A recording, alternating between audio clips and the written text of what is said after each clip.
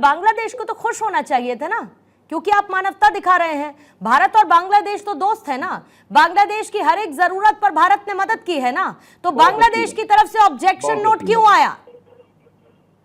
बहुत अच्छी बात। अब मैं आपको एक चीज कह रहा हूं, आपने स्वयं कहा कि यह केंद्र का मामला है, विदेश नीति का मामला। केंद्र हमारे बांग्लादेश से क्या संबंध और संपर्क रखेगा वो नीति तय करेगा। बहन ममता बनर्जी ने सिर्फ इस बात को कहा था, वो वहां पे बंगाल और भारत की नीति निर्धारित नहीं कर रही थी विदेश में, वो सिर्फ अपना हिस्सा निभा रही थी कि अगर आते हैं, भारत सरकार परमिशन करती है बॉर्डर क्रॉस करने का, तो उनकी जो आर्थिक वहन होगा वो गवर्नमेंट करेगी प्रांत की। अच्छा, दूसरी चीज मैं आपको एक बात कहूं कि जो सीए की आप बात कर रही हैं, इसी आधार पे विपक्ष का विरोध।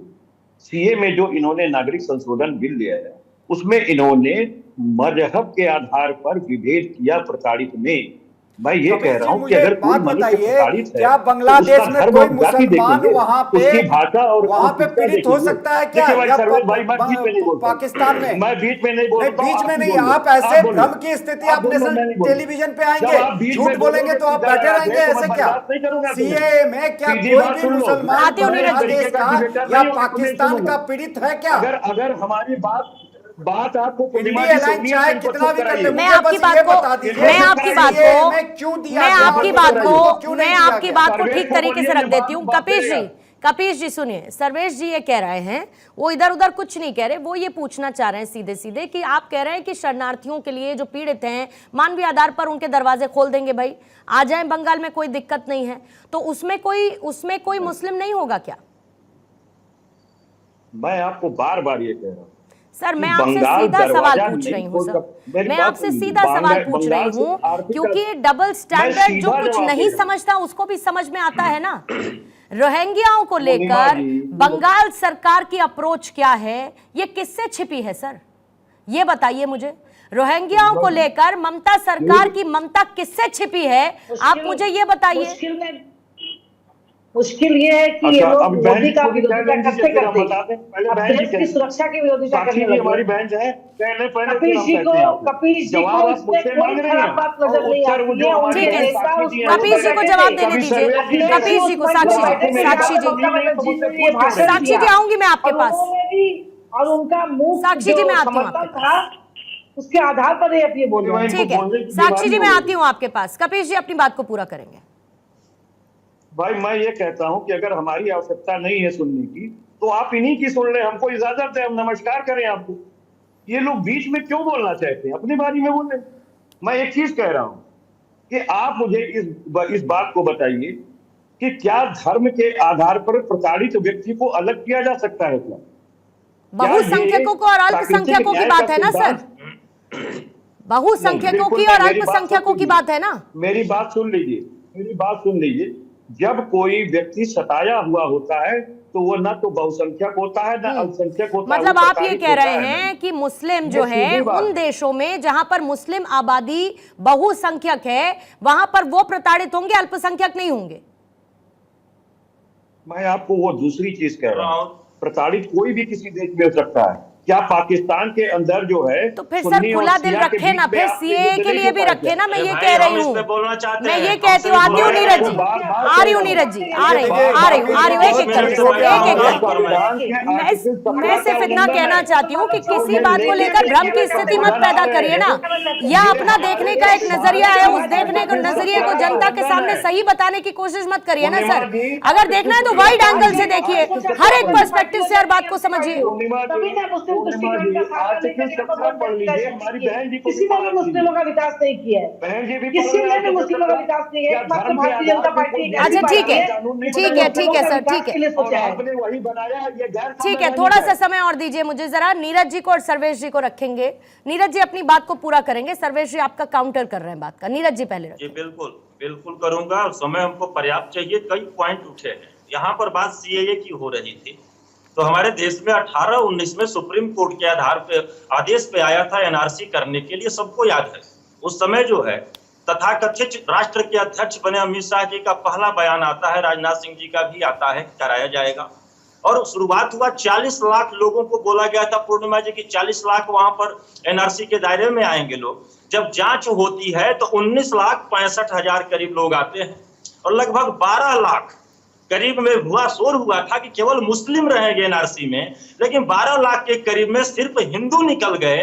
और सबसे अच्छी चीज ये रही कि विप्लव देव त्रिपुरा के जो मुख्यमंत्री थे वो अभी 71 के बाद हमारे देश में आए हुए थे और 1600 करोड़ रुपया देश का खर्चा हुआ था और आनंद फानंद में उसे बंद कर दिया गया।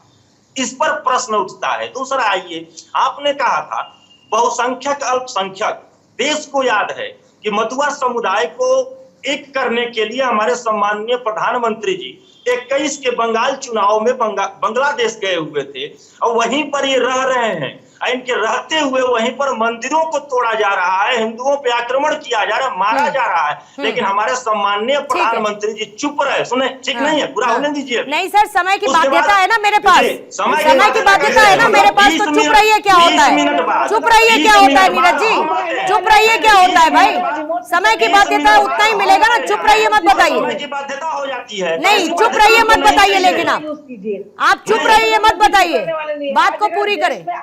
मिलाकर किसी देश ऐसी बाध्यता नहीं चाहिए हमको कि 20 मिनट में आप 1 मिनट के लिए सर अब उसका मैं कुछ नहीं कर सकती, मेरे पास तो लिमिटेड टाइम ही है। आपको क्या चाहिए क्या नहीं चाहिए उसका मैं कुछ नहीं कर सकती नीरज जी, माफी चाहूंगी लेकिन नहीं कर सकती उसका।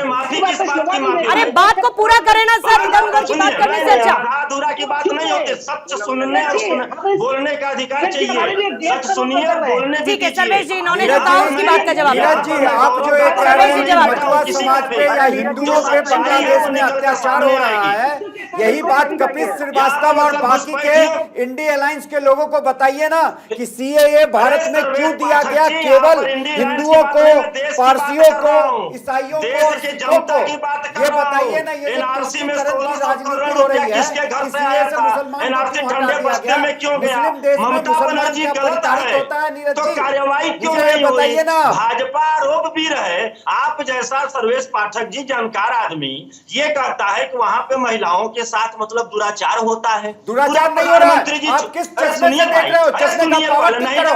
बंगाल में वायलेंस जो भी चुनाव के बाद इतना वायलेंस हो रहा है, वहाँ पे जो वीडियो आया था महिला को मारा जा रहा था पब्लिकली, वो क्या वायलेंस नहीं है? शर्म आनी चाहिए आपको। बताए बंगाल में चुनाव के बाद 60 साल की महिला का उसके पोते के सामने रेप किया जाता है और उस राज्य की मुख्यमंत्री महिला है, सुप्रीम कोर्ट में वो अपनी आप बीती सुनाती है।